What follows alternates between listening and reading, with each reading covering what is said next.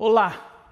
Agora falta muito pouco para que eu e você nos encontremos aqui, nesse espaço de adoração chamado Igreja Batista da Lapa. A nossa reforma está a todo vapor e em poucos dias vamos juntos celebrar este momento glorioso do nosso reencontro. Enquanto isso não acontece, fique conosco, participe das nossas celebrações, oferte, permaneça fiel ao Senhor. E logo, em pouco tempo, vamos estar juntos, adorando ao nosso Deus. Igreja Batista da Lapa, aqui você se encontra.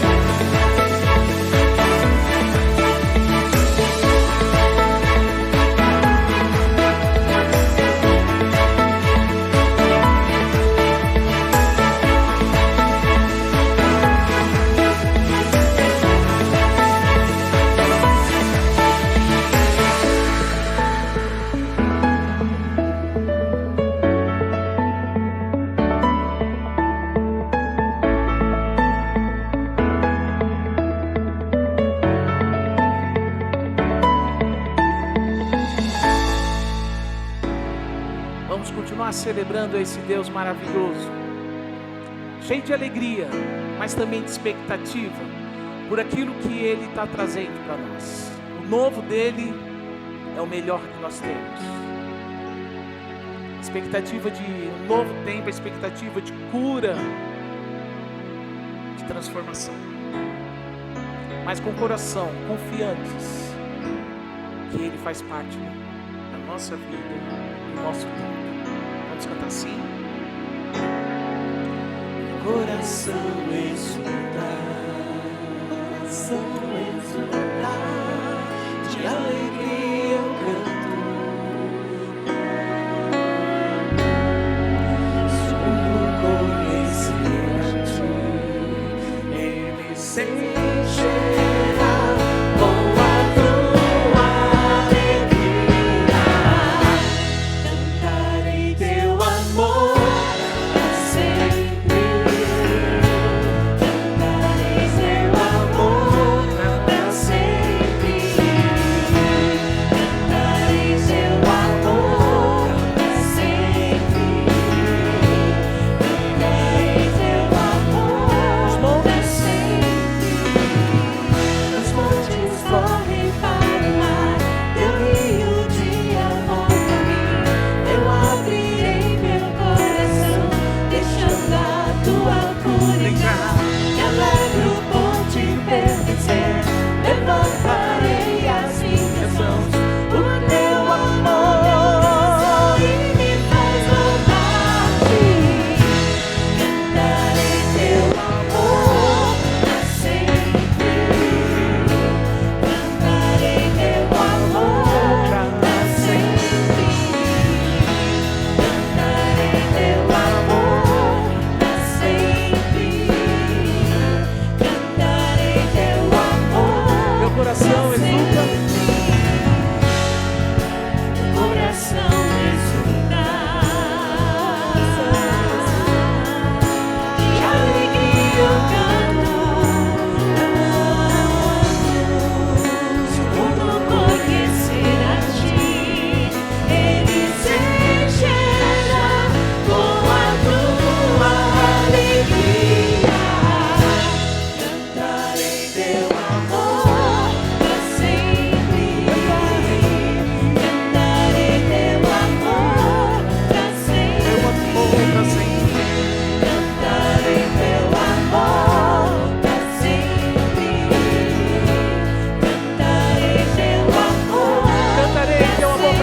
Senhor, sempre, sempre. Cantarei teu amor pra sempre. Cantarei teu amor pra sempre. Cantarei teu amor pra sempre. Cantarei teu amor pra sempre. Os montes correm para o mar, teu rio de amor pra mim. Eu abrirei meu coração, deixando a tua cura entrar. Me alegro por te pertencer, levantarei as minhas mãos. O teu amor me alcança e me faz louvar-te. Nesse tempo tão difícil, Deus nos tem abençoado e protegido de uma maneira muito, muito, muito especial. E eu quero louvar ao Senhor pela generosidade dele sobre a sua vida, sobre a minha vida, sobre a vida da nossa igreja e agradecer a cada um de vocês que tem permanecido fiéis nos dízimos e nas ofertas. E agora, como um ato de louvor e adoração a Deus, quero convidá-lo a ofertar, a dedicar ao Senhor este ato de adoração.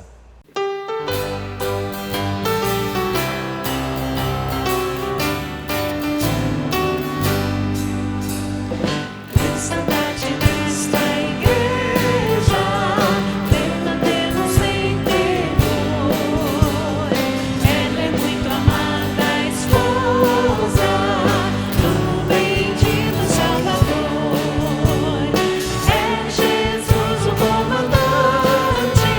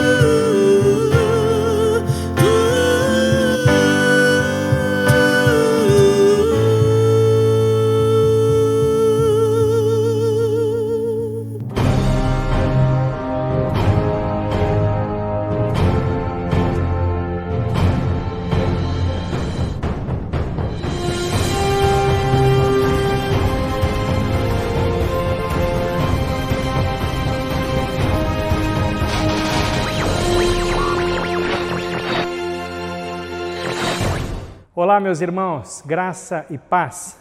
Sempre bom podermos juntos refletir na palavra do Senhor. Eu peço a você que acompanhe a leitura, livro de Gênesis 45, versos 16 em diante. O tema dessa nossa reflexão de hoje é prontos para recomeçar. Diz assim a palavra do Senhor.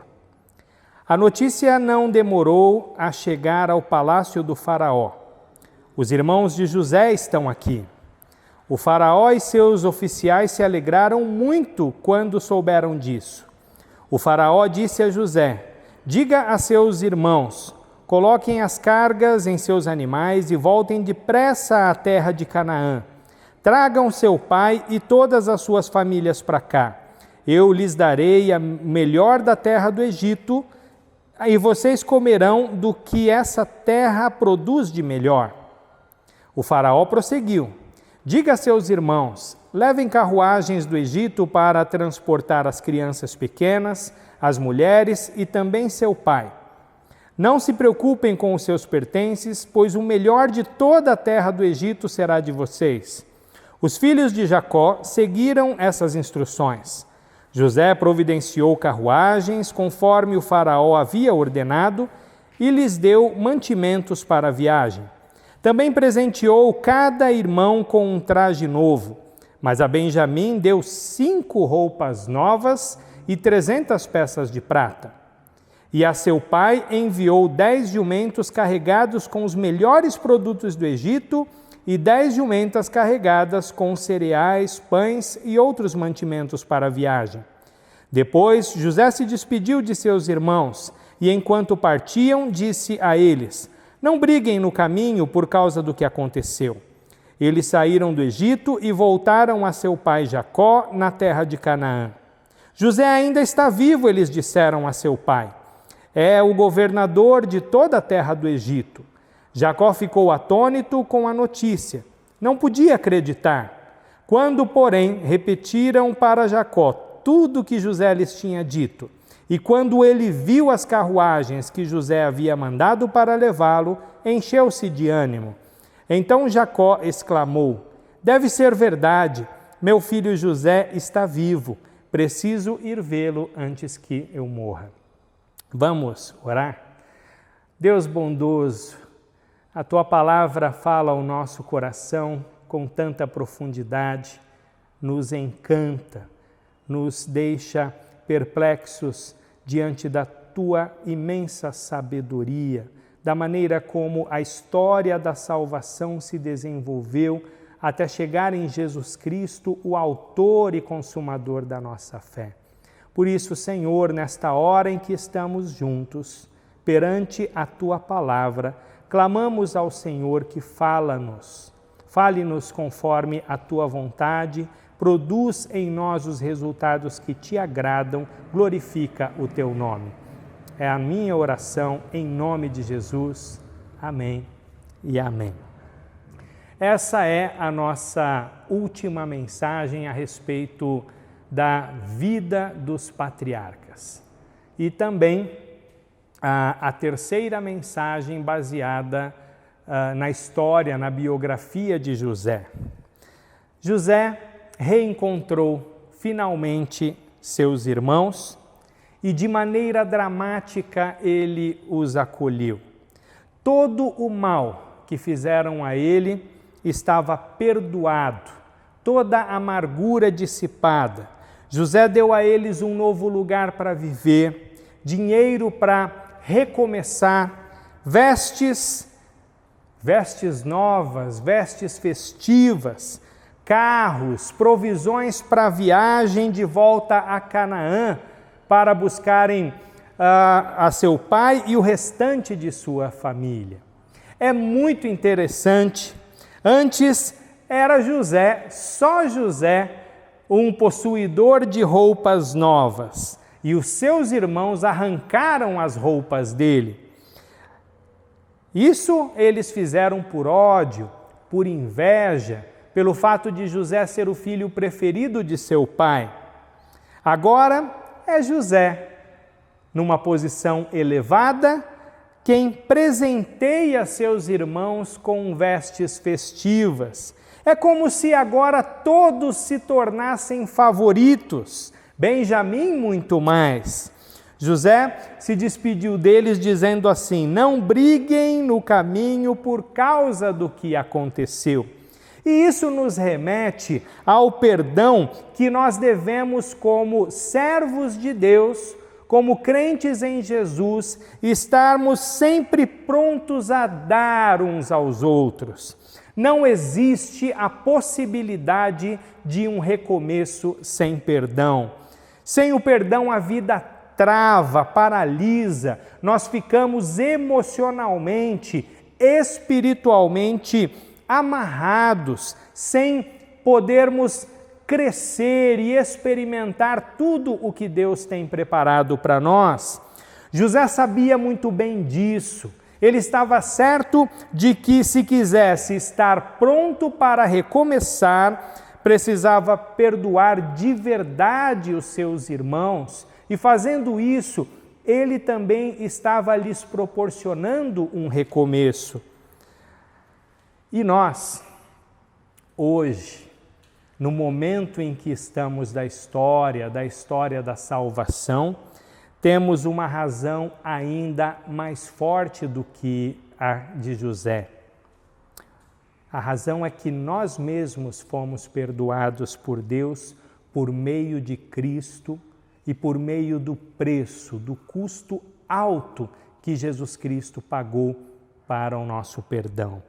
Sabemos que isso custou a Jesus tudo. Sabemos que quando recebemos o perdão que Ele nos deu, a nossa vida mudou para sempre. Tivemos a oportunidade de experimentar um recomeço, e um recomeço que avançará por toda a eternidade. José, ele não conheceu a Jesus, mas foi revelado a ele, por meio de todos os acontecimentos de sua vida, que tudo estava sendo dirigido por Deus até aquele momento. Ele sabia que Deus não tinha planejado o mal para ele, mas o bem, apesar de todas as aflições que experimentou.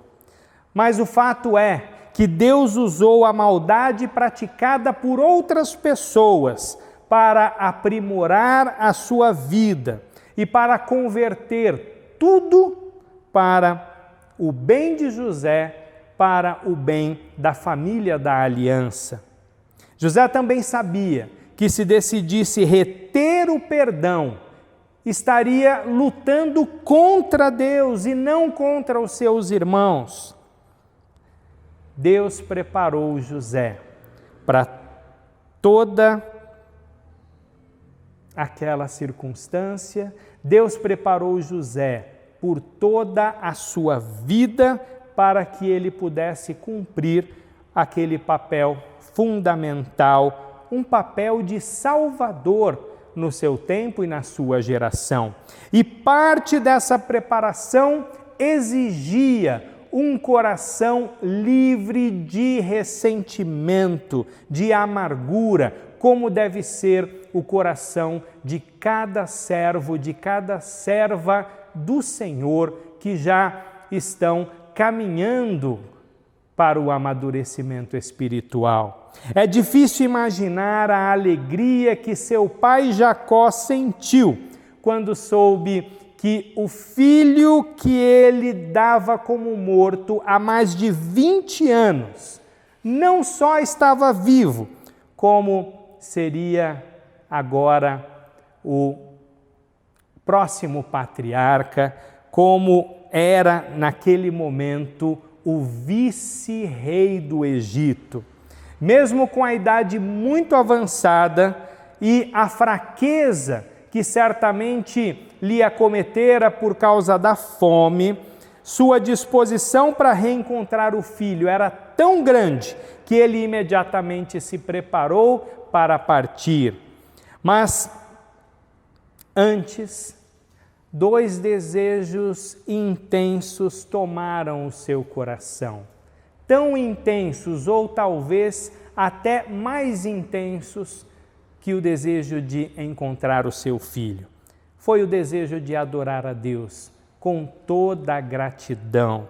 E também o desejo de conhecer a vontade de Deus para aquela nova fase, para aquele recomeço de sua vida.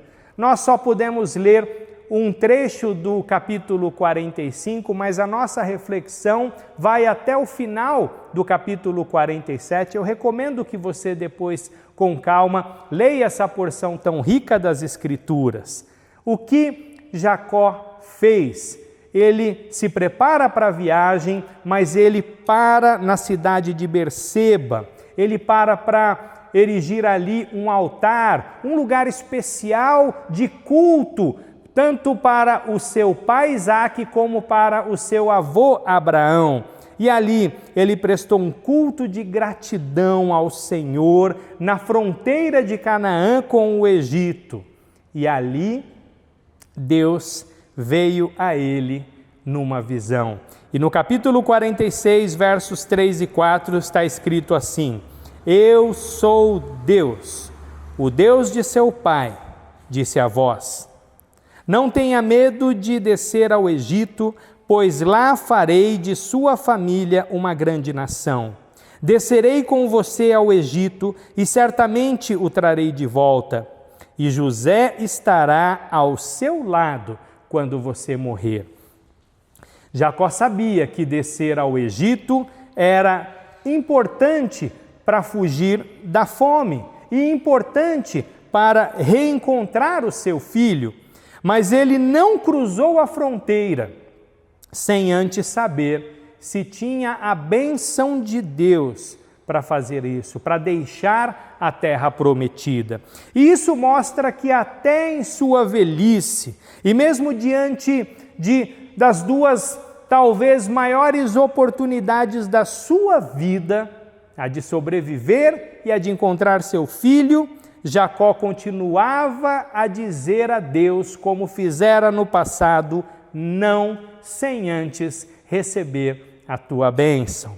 E Deus permitiu a viagem, encorajou Jacó, garantiu que estaria com ele durante a viagem e no tempo em que ele passaria no Egito, reafirmou que seu plano para a vida dele e dos seus descendentes estava em pé, conforme a aliança que havia estabelecido com Abraão. Prometeu que um dia iria trazê-los de volta para a terra prometida. E assim, com a permissão de Deus, Jacó seguiu adiante sem temor e certamente com o coração tomado de ansiedade. Se o perdão é uma condição para recomeçar, a direção de Deus também é. Quem recomeça precisa recomeçar em algum sentido. Quem recomeça precisa ter a convicção de que desta vez está no caminho certo. Dar os primeiros passos sob a orientação divina pode não nos livrar de problemas, de acidentes de percurso, mas quando estamos certos de que o Senhor está nos conduzindo, de que estamos trilhando os caminhos dele, quando estamos certos da direção a seguir, temos paz e também energia renovada diante de cada obstáculo que enfrentamos. O encontro de Jacó e José foi emocionante. Gênesis capítulo 46, versos 29 a 30 narram assim: José mandou preparar sua carruagem e partiu para Gósen, a fim de encontrar com seu pai Jacó. Quando José chegou, abraçou fortemente seu pai e, sem soltá-lo, chorou por longo tempo. Por fim, Jacó disse a José: Agora estou pronto para morrer, pois vi seu rosto novamente e sei que você está vivo. Mais de 20 anos de tristeza foram apagados naquele longo e apertado abraço.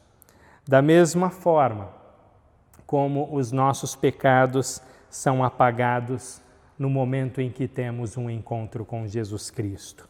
Nenhum sofrimento resistirá à promessa de Jesus de enxugar dos nossos olhos toda lágrima, assim como aquele sofrimento que ambos tiveram.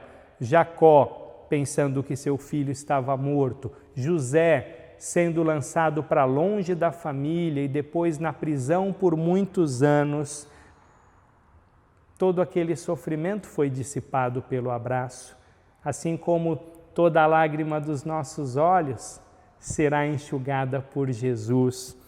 Quando chegaram ao Egito, os israelitas se instalaram na terra de Gósen e ali José apresentou o faraó ao seu pai e a seus irmãos. A Bíblia diz que Jacó abençoou o faraó e não o contrário. Imagine só, Jacó, já bastante velho, com todas as marcas da aflição que enfrentava, abençoando o faraó com todo o seu esplendor, rei do maior império do planeta naquela época.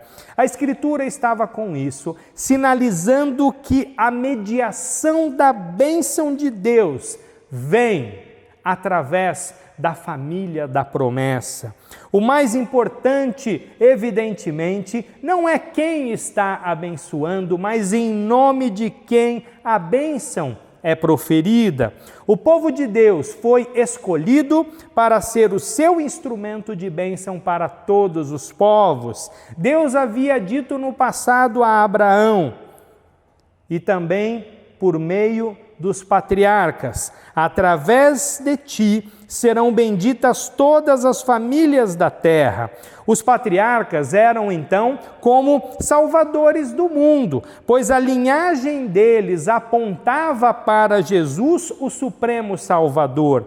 Ainda assim, José apresentou sua família a Faraó, dizendo que se tratava de um povo simples, de um grupo de servos, que seriam cooperadores na nação, que não representariam jamais uma ameaça, uma vez que se tratava de um povo que não carregava ambições políticas e nem projetos de poder, como também deve ser o povo de Deus em nossos dias. Mais tarde, Jesus veio ao mundo e, como Senhor, ainda que sendo o Senhor, ele veio como servo, e como servo ele viveu toda a sua vida, e através de cada um dos seus ensinamentos, ele mostrou com muita clareza que isso não mudou com relação aos seus discípulos. Ele disse: o servo não é maior que o seu senhor. Ele também disse: lavem os pés uns dos outros. E ele disse assim em outra ocasião: dentre vocês, o maior será o que serve a todos. Estar pronto para recomeçar de uma maneira que agrada a Deus, sob a direção de Deus, tem tudo a ver com a nossa disposição de servir, tem tudo a ver com um coração de servo sendo desenvolvido em nós. Ao conduzir a sua família a um lugar separado, José também queria preservá-la dos costumes e práticas do Egito. A nova vida que estava começando para eles naquela terra não deveria anular quem eles eram, de onde vieram e quem eles seriam, quem eles estavam sendo preparados para ser, qual a missão que eles haveriam de cumprir no mundo. O povo de Deus hoje é também chamado para ser um povo santo, um povo separado, que vive no mundo como agente do reino de Deus, mas que não pertence a este mundo.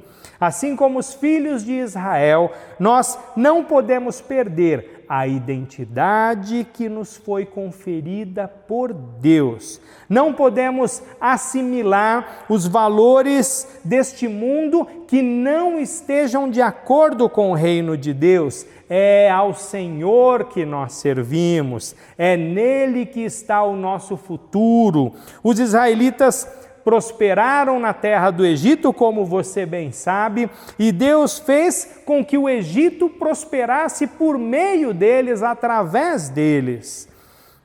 Isso também nos ensina que não haverá prosperidade real para nós se essa prosperidade não vier da parte de Deus e se não houver em nosso coração uma disposição para, através da prosperidade que recebemos do Senhor, também abençoamos outras pessoas, abençoamos a nossa cidade, a nossa nação. José foi um servo escolhido de Deus. Ele primeiro foi humilhado, mas depois exaltado para se tornar o salvador do povo eleito daquela geração, por meio de José, que manteve firme sua identidade e o seu coração. Deus operou para salvar muita gente. Compreende agora que, ao contar para vocês a história de José, eu estou, na verdade, contando a história de Jesus? É isso que a Bíblia faz. José, a sua vida, tudo aquilo que ele passou, apontava para Cristo. Ou, como dizem os estudiosos, José foi um tipo de Cristo, uma figura de Cristo. E é Ele, Jesus Cristo, quem nos livra da morte por meio de sua graça, através do perdão dos nossos pecados, bastando a nós que o busquemos com arrependimento e com fé. É Ele quem nos preserva, é Ele quem nos conduz em segurança ao lugar da sua habitação, é Ele quem nos fortalece para sermos sal e luz no lugar em que estamos plantados. Na presença de Deus, meus irmãos, nós sempre estaremos no melhor lugar do mundo, onde quer que estivermos.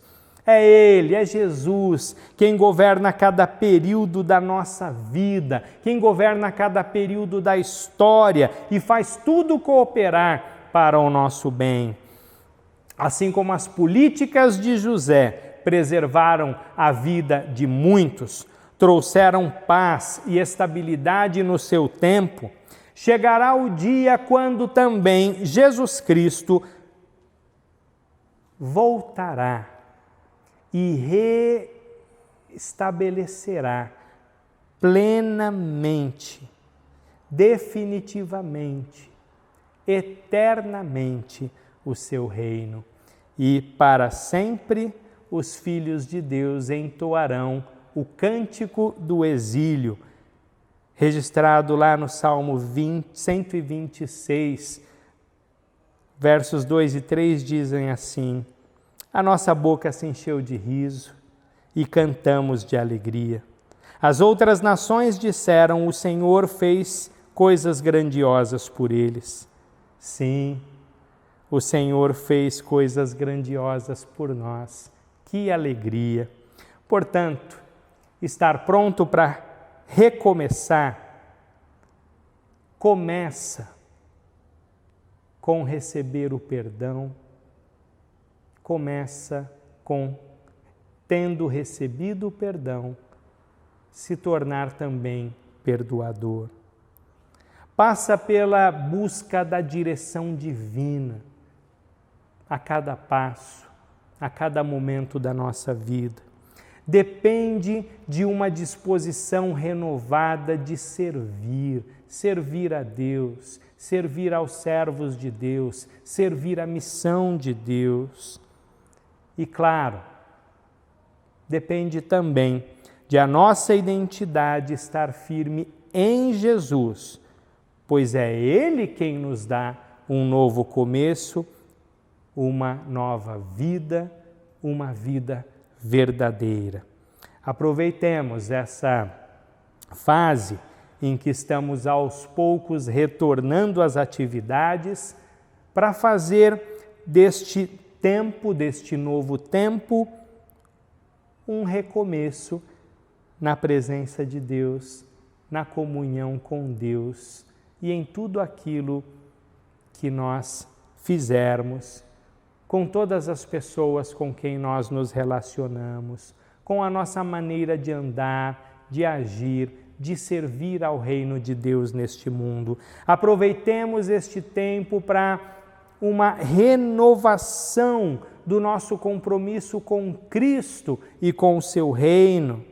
Aproveitemos também este tempo para renovar a nossa comunhão com os irmãos, com a nossa igreja local, para reorientar nossas ações, para abandonar pecados que insistem em permanecer em nossa vida, para nos reconciliar com as pessoas com quem rompemos, porque quem é de Jesus está sempre pronto para recomeçar, porque essa é justamente a dádiva diária da sua graça para cada um de nós, seus filhos, seus servos, seus eleitos. E que Deus te abençoe e que toda a glória seja dada ao nome do Senhor.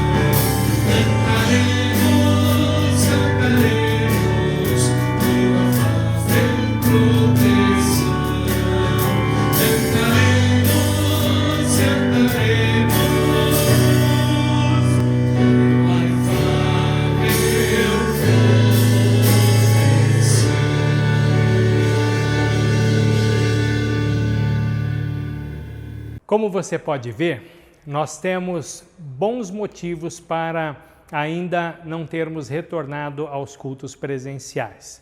Primeiro, porque estamos aguardando o posicionamento das autoridades do nosso estado e cidade, esperando que São Paulo entre na cor verde, o que é possível que aconteça agora no início do mês de outubro, embora tudo ainda é bastante incerto.